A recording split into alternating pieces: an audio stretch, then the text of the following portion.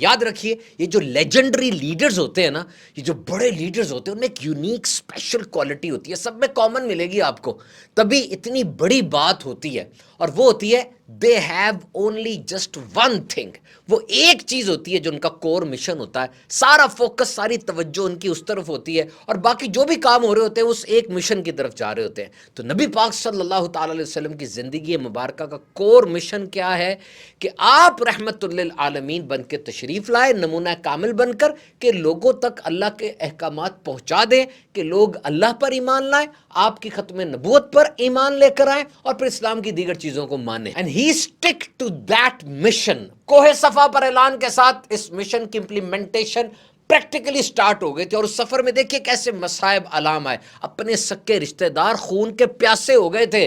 شہر سے ہجرت ہو گئی، ایک لمحے کے لیے بھی نبی پاک نے قدم پیچھے نہیں اٹھایا، آگے سے آگے ہی بڑھتے چلے گئے، اور ساتھ ایکسلنٹ لیڈرشپ یہ کہ ایک loyal work force, loyal team بھی تیار ہوتی چلی گئی، تاکہ یہ پیغام مکے سے نکلے، وسائل ظاہری کے بعد بھی دنیا میں پھیلتا چلا جائے۔ اور یاد رکھیے every human by nature want to be led, یہ انسان کی ضرورت ہے کہ اسے اچھی لیڈرشپ ملے۔ دنیا میں رہنا ہے تو کیسے رہنا ہے، اسے کہاں سے پتہ چلے گا؟ تو اس پہ تو کوئی سیکنڈ تھاٹ کی گنجائش ہی نہیں ہے کہ نبی پاک صلی اللہ علیہ وسلم کا لیڈرشپ ماڈل دنیا کا بہترین لیڈرشپ ماڈل تھا، ہے اور رہے گا۔